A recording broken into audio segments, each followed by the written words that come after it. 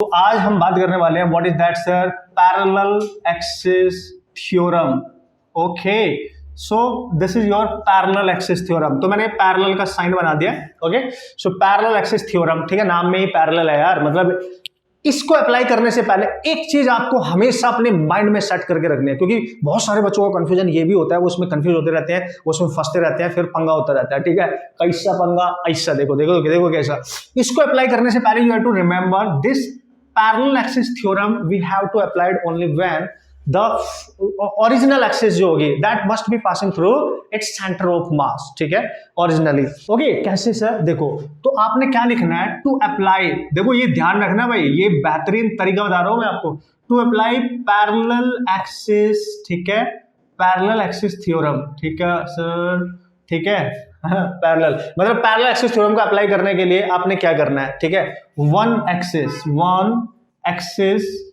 ठीक है, उन दो एक्सिस में से, पैरेलल का मतलब दो एक्सिस होंगी, एक ये, इन दोनों में से एक एक्सिस, ठीक है, वन एक्सिस मस्ट पासेस, ठीक है, थ्रू, ये ध्यान रखना, थ्रू सेंटर ऑफ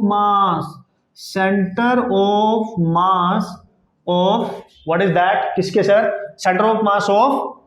जो भी बॉडी होगी, ठीक है, जो भी बॉडी होगी उसके सेंटर ऑफ मास से पास होनी चाहिए, ये इसकी नेसेसरी कंडीशन है। ठीक है, ऐसे समझो, ये इसकी नेसेसरी कंडीशन है। कैसे देखो, कुछ भी मानो देखो, ठीक है। लेट अस कंसीडर गाइस, सो मैं एक रैंडमली एग्जांपल ले रहा हूं जिससे आपको अप्लाई करना सिखा दूं कि आप करोगे, फिर अपना तरीका बताऊंगा, अपने अकॉर्डिंग बताऊंगा कि आप यूज कैसे करोगे, ठीक है, क्वेश्चंस करने के लिए। ओके सर, चलो भाई देखो, सपोज करो एक रैंडमली मैं कोई बॉडी ले लेता हूं। ओके, एक लड्डू सा, मैंने बड़ा सा लड्डू सा ले लिया, ये अजीब सा लड्डू है, ठीक है, तो इसकी कोई डेफिनेट शेप नहीं है, बस हमने ले लिया है। लेट्स से इसका सेंटर ऑफ मास कहीं यहाँ पे है, ठीक है, और यहां से हम इसको इसके अबाउट घुमा रहे हैं, एक एक्सिस के अबाउट इसको, तो ये है इसकी ओरिजिनल एक्सिस जो इसके सेंटर ऑफ मास से पास हो रही है, ठीक है। तो इसका जो मोमेंट ऑफ इनर्शिया होगा, चूंकि इसके सेंटर ऑफ मास से पास हो रही है, तो वो ये होगा कि भाई the moment of inertia of this body about the axis passing through centre of mass and perpendicular to its plane, so this is the moment of inertia about its centre of mass, we can write it, ठीक है। तो simply हम इसको लिख सकते हैं। अब वो पता है क्या बोल रहा है, ये तो चलो सर इसका सेंटर ऑफ मास है और इस टोटल बॉडी का जो मास है वो m है। वो कह रहा है कि अगर इस एक्सिस को मैं शिफ्ट कर दूं, इनिशियली सेंटर ऑफ मास से पास होनी चाहिए, हमने देख लिया है, मस्ट है ये कंडीशन, ठीक है, सेंटर ऑफ मास से ही पास होनी चाहिए इनिशियली। तो उसने क्या किया, अगर सर इस एक्सिस को मैं शिफ्ट कर दूं, यहां की बजाय इस पूरी बॉडी को किसी और एक्सिस के अबाउट रोटेट कराऊं जो सेंटर से पास नहीं हो रही है। देखो, अगर मैं ऐसे कर दूं, ठीक है, अगर मैं ऐसे कर दूं कि एक्सिस आप ध्यान से देखना भाई, बिल्कुल सीधी होनी चाहिए ये, ठीक है। तो अगर मैंने क्या किया गाइस, सो इसको यहां शिफ्ट कर दिया ऐसे, ठीक है जी, ऐसे शिफ्ट कर दिया, और नई एक्सिस ये होगी, इसको बोलूंगा मैं न्यू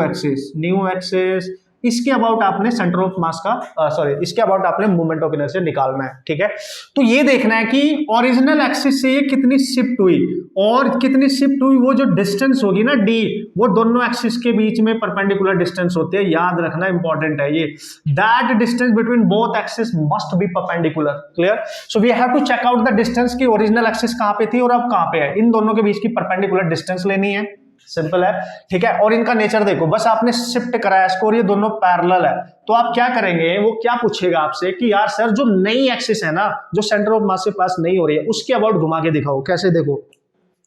मान लिया पहले ये रॉड इसके अबाउट घूम रही थी ऐसे, ठीक है, अब ये सेंटर ऑफ मास की बजाय मैंने देखो शिफ्ट कर दी, यहाँ पे ना तो एंड पे है, थोड़ा सा इधर है, तो इसके अबाउट कैसे रोटेट करेगी, देखो ऐसे, ठीक है। तो इसके अबाउट मोमेंट ऑफ इनर्शिया आप कैसे कैलकुलेट करोगे, यही तो सीखना है, अभी यही तो सीखना है। पहले सेंटर से पास हो रही थी, अब यहां से पास हो रही है, तो इसके अबाउट मोमेंट ऑफ इनर्शिया हम कैसे कैलकुलेट कर सकते हैं, ठीक है बॉस, चेक करवा जाओ। तो हम क्या लिखेंगे, जो न्यू एक्सिस है, तो मैं लिखूंगा moment of inertia about new axis, ठीक है, यानी नई एक्सिस, अपने अकॉर्डिंग लिख रहा हूं मैं, नई एक्सिस के about moment of inertia must be equal to moment of inertia about the axis of centre of mass plus, ठीक है, ये पूरी बॉडी का पूरा मास इस एक्सिस के अबाउट रोटेट करने जा रहा है, तो m इंटू उन दोनों एक्सिस के बीच की परपेंडिकुलर डिस्टेंस का square, this is the formula. ये आपने अप्लाई करना है और ये आपको अप्लाई करना आना चाहिए, यानी जब भी आपको नई एक्सिस के अबाउट मोमेंट ऑफ इनर्शिया निकालना होगा, तो फॉर्मूला क्या यूज करेंगे, ओरिजिनल एक्सिस जो सेंटर ऑफ मास से पास हो रही है उसका मोमेंट ऑफ इनर्शिया नॉन होता है, पता होना चाहिए हर ऑब्जेक्ट के केस में, plus total mass of the body और उनके बीच की perpendicular distance, this is the distance या you can say perpendicular distance actually, ठीक है, मैं लिख ही देता हूं परपेंडिकुलर, ठीक है, परपेंडिकुलर डिस्टेंस, ठीक है, बिटवीन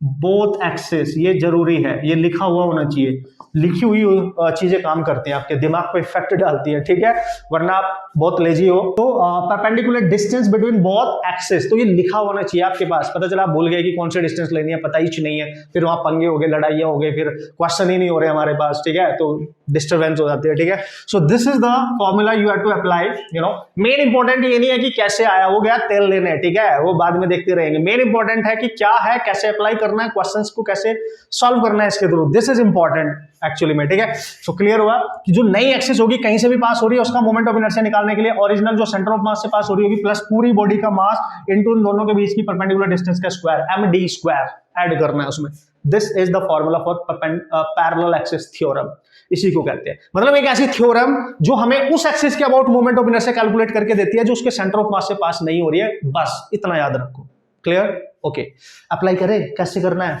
कम ऑन आ जाओ, सिखाता हूं आपको how to apply this concept to solve the problem, ठीक है, ये सीख लेते हैं फटाक से। ओके धुरंधर खिलाड़ी हो तो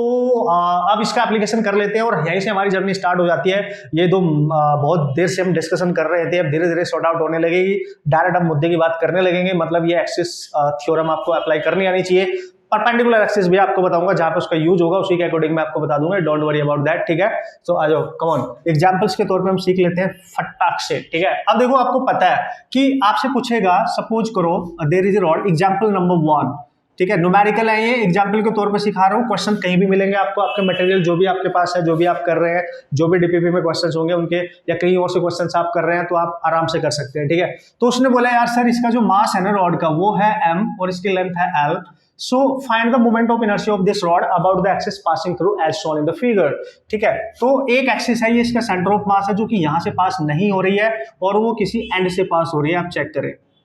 ऐसे समझो। तो उसने बोला कि एक एक्सिस है जिसको हमने नाम दिया है AB, उसने बोला find moment of inertia of this rod about the axis AB and the axis, आप बहुत क्लियरली दे सकते हो, this axis is passing through its one end and perpendicular to its plane, ये तो नेसेसरी कंडीशन है, मैंने आपको बताया था, परपेंडिकुलर टू इट्स प्लेन, ठीक है। ओके, तो अब क्या करेंगे सर, हमें तो क्या पता होता था, सेंटर से अगर पास होती है वो पता होता था, देखो ध्यान से समझ लिया, ठीक है। तो अब आप क्या कर सकते हो इजीली, तो अगर इसके अबाउट मोमेंट ऑफ इनर्शिया निकालना है तो आप इमेजिन करो कि अगर ये एक्सिस इसके सेंटर से पास हो रही होती है ऐसे, ठीक है, इमेजिन करो, कर लो imagine,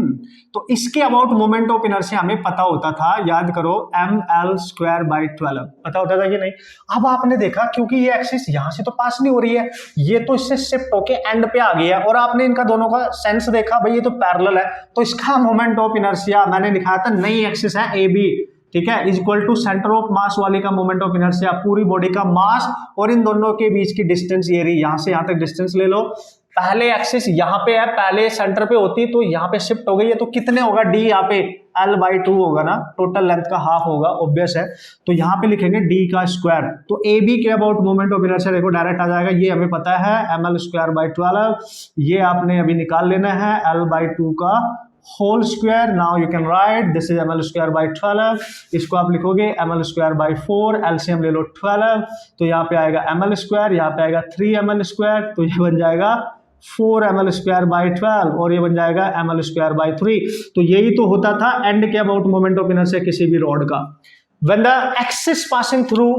any one end of the rod and perpendicular to its plane, then this is the required moment of inertia, याद भी होना चाहिए। but how to apply the concept ये भी हमने सीख लिया, clear boss, how to apply the concept ये ही तो सीखना है। एक और करें, यस यस यस, सोच रहे होंगे आप दिमाग में, टेंशन नहीं लेने का, ठीक है।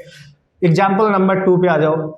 Okay come on. तो क्या करना है सर, देखो एक रॉड आपने ले ली, मैंने बोला ठीक बॉस ले लो ले लो ले लो, ये इसका सेंटर ऑफ मास है, एक्सिस रैंडमली यहां से पास हो गई, हमें नहीं पता कहां से पास हुई, यहां से पास हुई, ऐसे बोला उसने, ठीक है। उसने बोला ये जो एक्सिस है बेसिकली इसकी जो लेंथ है ये दे रखी है यहां से यहां तक l/3, ये एंड ए रॉड का, ये बी है, तो बताओ इस एक्सिस के अबाउट जो इसके किसी एंड से l/3 की डिस्टेंस पे है, ये वाली एक्सिस, इसके अबाउट मोमेंट ऑफ इनर्शिया निकालो, इसको मान लो AB,